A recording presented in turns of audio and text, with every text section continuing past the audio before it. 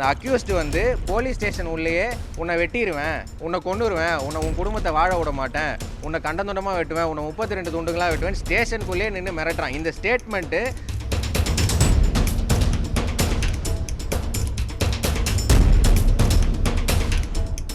சென்னை பள்ளிக்கரணையைச் சேர்ந்த பிரவீன் மற்றும் ஷர்மிளா இருவரும் வேற்று சமூகத்தை சேர்ந்தவர்கள். இருவரும் காதலித்து திருமணம் செய்து கொண்டுள்ளனர். 7 மாதங்களுக்கு முன்பாக சென்னை பெரியார் திடலில் சுயமரியாதை திருமணம் செய்துள்ளனர். இதனால் ஆத்திரமடைந்த ஷர்மிளாவின் அண்ணன் தினேஷ் கடந்த பிப்ரவரி 24ஆம் தேதி 4 நபர்கள் அடங்கிய கும்பலை வைத்து பிரவீனை ஆணவ கொலை செய்துள்ளார்.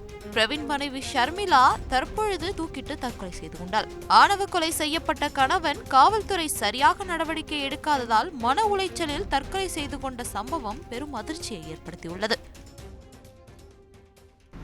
வணக்கம், என் பேர் வருண். நான் பாதை குழுன்ற என்ஜிஓட டைரக்டர். இவர் பார்த்தீங்கன்னா இவர் பள்ளிக்கரணையில் ஒரு ஆனர் கில்லிங் நடந்தது. February 24 பார்த்தீங்கன்னா இந்த honour killing, cost honour killing murder நடந்தது. பிராட் ரோட்டில் வந்து 8 மணிக்கு பார்த்தீங்கன்னா 8:45 மணிக்கு பள்ளிக்கரணை மெயின் ரோட்டில் ஜாலி பாருங்கிற ஒயின் ஷாப் எதிரில் ஒரு சாதி மறுப்பு திருமணம் பண்ண ஒரு பையனை வந்து 22 வயசு மிக்க பிரவீன் எனக்கூடிய பையனை வந்து நடு ரோட்டில் ஈவு இறக்கம் இல்லாமல் 5 பேர் சேர்ந்து வெட்டி படுகொலை பண்ணுறாங்க. அந்த பையனோட நீங்கள் என்ன வேணும் அவருக்கு, அவரோட சித்தப்பா இவர். அவங்களோட ஒய்ஃப், அந்த இறந்து போன பையனோட ஒய்ஃப், அந்த ஒய்ஃப் அவங்க பார்த்தீங்கன்னா அவங்க பேர் ஷர்மிளா. அவங்க யாதவா கம்யூனிட்டியை சேர்ந்தவங்க. பையன் பார்த்தீங்கன்னா 7 வருஷமாக காதல் பண்ணிட்டு இருந்தாங்க. இது அந்த பையன் வீட்டுக்கு, அந்த பொண்ணு வீட்டுக்கு தெரிய வந்த உடனே அந்த பொண்ணு வீட்டில் அந்த பொண்ணை அடித்து சித்திரவதை பண்ணது இல்லாமல் இந்த சாதி பரப்பையனை போய் நீ திருமணம் பண்ண போறியா அப்படின்னு சொல்லி ஆவேசமாக அவளை ரொம்ப வருஷம் கொடுமைப்படுத்திட்டு இருந்தாங்க.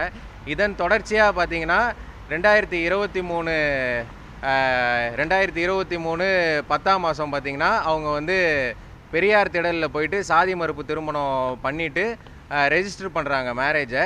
ரெஜிஸ்டர் பண்ண பிறகு போலீஸ் ஸ்டேஷனில் போய் பாதுகாப்பு கேட்டு, பள்ளிக்கரணை T14 போலீஸ் ஸ்டேஷனில் போய் பாதுகாப்பு கேட்டு கம்ப்ளைண்ட் கொடுக்குறாங்க. இந்த மாதிரி நாங்கள் திருமணம் பண்ணிட்டோம், எங்களுக்கு வந்து பாதுகாப்பு கொடுங்க அப்படின்னு சொல்லிட்டு. ஆனால் அப்போ கூட வந்து அன்றைக்கி இருந்த இன்ஸ்பெக்டர், அந்த ஸ்டேஷனில் இருக்க எல்லா எஸ்ஐ, அனைத்து போலீஸுமே வந்து அந்த கம்ப்ளைண்ட்டை வந்து வாங்க மறுக்கிறாங்க. அந்த சாதியவாதிகளுக்கு ஆதரவாக வந்து அவங்க செயல்படுறாங்க. அதன் தொடர்ச்சியாக 4 மாதம் கழித்து பார்த்திங்கன்னா February 2024 நாள் பார்த்திங்கன்னா அந்த பையனை அநியாயமாக வெட்டி கொலை பண்ணுறாங்க. இந்த அநியாயத்தை கேட்காத போலீஸ் வந்து நேர்மையாக நடவடிக்கை எடுக்காதனாலையும், அன்றைக்கே கம்ப்ளைண்ட் ரிசீவ் ஆகாதனாலையும், முழுக்க போலீஸோட தவறுனாலையும் தான் அந்த பையனை கொலை பண்ண செய்யப்படுறான். இதை வந்து மேலுமே விசாரணையை தீவிரப்படுத்தி சீக்கிரமாக நடவடிக்கை எடுக்காதன் விளைவாக இப்போ ஷர்மிளா, அந்த பையனோட ஒய்ஃபு பார்த்தீங்கன்னா ஷர்மிளா வந்து மன உளைச்சல் தாங்காமல் போலீஸ் நேர்மையாக விசாரிக்கலைன்ற காரணத்தினால இந்த கேஸில் முக்கியமாக இந்த 8 பேர் இதில் வந்து அக்யூஸ்ட். ஆனால் 5 பேரை மட்டும்தான் சேர்த்துருக்காங்க. நேரடியாக கொலை சம்பவத்தில் ஈடுபட்ட வெறும் 5 பேரை மட்டும்தான் சேர்த்துருக்காங்க. முக்கியமான 3 பேர் இந்த கொலை சம்பவம் நடக்கிறதுக்கு காரணமாக இருந்த துரைக்குமார், சரளா, நரேஷ் என்கிற அந்த பொண்ணோட அப்பா, அம்மா, அப்புறம் முதல் அண்ணன், இவங்க 3 பேரும் கான்ஸ்பிரசிக்கு காரணமாக இருந்த, இந்த மர்டருக்கு கான்ஸ்பிரசிக்கு காரணமாக இருந்தவங்கள போலீஸ் இந்த வழக்கில் சேர்க்கவே இல்லை. நாங்கள் வந்து சேர்க்கணும் அப்படின்னு சொன்னதுக்கு சேர்க்க முடியாது, அதுக்கு எவிடன்ஸ் இல்லை அப்படின்னு சொல்லி தட்டி கழிக்கிறாங்க. அந்த ஷர்மிளாவும் சொல்லி நாங்கள் என்ஜிஓ சார்பிலையும் சொல்லி சீனியர் அட்வொகேட் மூலயமா சொல்லியுமே இந்த வழக்கை விசாரிக்கிற இன்வெஸ்டிகேஷன் ஆஃபீஸர் வந்து சேர்க்க முடியாது அப்படின்னு சொல்கிறாரு. அந்த லோக்கல் போலீஸ் ஸ்டேஷன்லேயும் வந்து டெய்லியுமே வந்து 164 ஸ்டேட்மெண்ட், CRPC 164 படி பாதிக்கப்பட்ட விக்டம் கிட்ட சொல்லக்கூடாது அப்படின்னு சொல்லி இந்த பொண்ணுக்கு மன உளைச்சலை ஏற்படுத்தினாங்க. அதாவது நீ வந்து அந்த 3 பேரை சொல்லக்கூடாது, துரைக்குமார், சரளா, நரேஷை நீ சேர்க்கக்கூடாது, சேர்த்தனா இந்த கேஸ் ஒன்றும் இல்லாமல் போயிடும். அதாவது நாசூக்காக மிரட்டுறாங்க. என்னன்னா இவங்களை சொல்லக்கூடாதுன்னு எதுக்கு இவங்க வந்து விக்டம் சொல்கிறத யார் இவங்க டிக்டேட் பண்ணுறதுக்கு? பாதிக்கப்பட்டவங்க சொல்கிறாங்க யார் இதுக்கு முக்கியமான காரணம், யாருன்னு அதை சொல்லக்கூடாதுன்னு போலீஸ் யார் சொல்கிறதுக்கு? இதை வந்து போலீஸ் அந்த மாதிரி சொன்னதன் விளைவாக அந்த பொண்ணுக்கு மன உளைச்சல் ஏற்படுது. ஆனாலும் 164 ஸ்டேட்மெண்ட்டை ஆலந்தூர் கோர்ட்டில் வந்து கம்பைன்டு கோர்ட்டில் வந்து 164 ஸ்டேட்மெண்ட்டை ஷர்மிளா ப்ரொவைட் பண்ணிட்டாங்க. ப்ரொவைட் பண்ணது அந்த 164 ஸ்டேட்மெண்ட்றது ரொம்ப மிக பாதுகாப்பாக எடுக்கப்படுற ஒரு ஸ்டேட்மெண்ட். எல்லா கதையும் ஷட் பண்ணி தான் மேஜிஸ்ட்ரேட் அந்த விக்டிம் மட்டுமே அந்த ஸ்டேட்மெண்ட்டை ரெக்கார்ட் பண்ணுற ஒரு விஷயம். அதை வந்து டைப்பிஸ்ட் கிட்ட டைப் பண்ணி அதை சீல் பண்ணி அது எந்த கோர்ட்டோ அந்த கோர்ட்டுக்கு அனுப்புகிற ஒரு டாக்குமெண்ட்டை அந்த T14 ஸ்டேஷனோட எஸ்ஐ, அவங்க பேர் யோகலட்சுமி, அவங்க வந்து காப்பி போட்டு எடுத்துகிட்டு போகிறாங்க. இது என்னங்க நடக்குது? என்ன சட்டம் இங்கே இருக்குது? சட்டம் அமல்லே இல்லை. ஒரு கோர்ட்டுக்குள்ளே வந்து இப்படி எடுக்கிறாங்க. இதுக்கு வந்து அவங்க இந்த ஸ்டேட்மெண்ட்டை எடுத்தாங்கன்றதுக்கு ப்ரூஃப் எங்ககிட்ட இருக்குது. எங்ககிட்ட சிசிடிவி ஆதாரம் இல்லைனாலும் அந்த ஸ்டேட்மெண்ட் எடுத்த சேம் டே அவங்க எடுத்து காப்பி போட்டு ஸ்டேஷனுக்கு எடுத்துகிட்டு போகிறாங்க.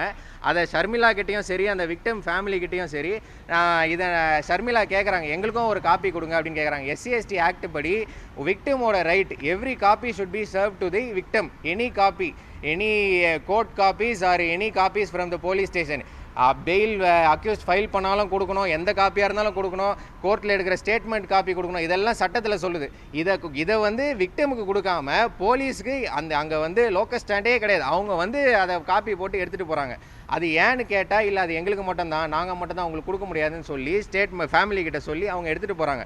அதன் தொடர்ச்சியாக அதுக்கு அடுத்த நாள் வந்து ஃபோன் பண்ணி கேட்குறாங்க, ஸ்டேஷன்லேருந்து ஃபோன் பண்ணி, இந்த மாதிரி ஸ்டேட்மெண்ட்டில் இந்த பேரை குறிப்பிட்டிருக்கேம்மா, அந்த கேஸுக்காக நான் குறிப்பிடாமல் சொல்கிறேன், அந்த ஸ்டேட்மெண்ட்டில் ஷர்மிளா கொடுத்த ஸ்டேட்மெண்ட் படி இந்த பேரெல்லாம் குறிப்பிட்டிருக்கேம்மா, இவங்கெல்லாம் யார், இவங்க வந்து உனக்கு என்ன முறை வேணும், அந்த பையனுக்கு என்ன முறை வேணும், இவங்களை ஏன் நீ குறிப்பிட்டிருக்க, இவங்களுக்கு எத்தனை பசங்க இருக்காங்க, என்ன இவங்க ஹஸ்பண்ட் பேர் என்ன அப்படின்னு கேட்குறாங்க. ஒரு ஸ்டேட்மெண்ட்டில், ஒரு 164 ஸ்டேட்மெண்ட்டில் கொடுத்துருக்க ஒரு கான்ஃபிடென்ஷியல் டாக்குமெண்ட்டை எடுத்து ஒரு போலீஸ் ஸ்டேஷன்லேருந்து ஃபோன் பண்ணி இவங்க யார் அவங்க யாருன்னு கேட்குறாங்க ஒரு போலீஸ் ஸ்டேஷன்லேருந்து.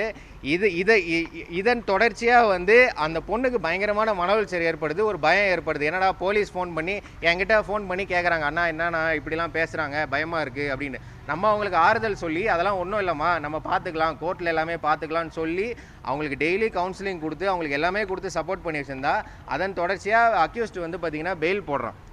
செங்கல்பட்டு டிஸ்ட்ரிக்ட் கோர்ட்டில், PDJ கோர்ட்டில் பெயில் அப்ளை பண்ணுறான். அந்த பெயில் அப்ஜெக்ட் பண்ண கூட போலீஸ் வந்து நேரடியாக வரல. நாங்கள் 8th அன்னைக்கு பெயில் அவன் அப்ளை பண்ணுறான், 8th 4th மந்த் அப்ளை பண்ணுறான்.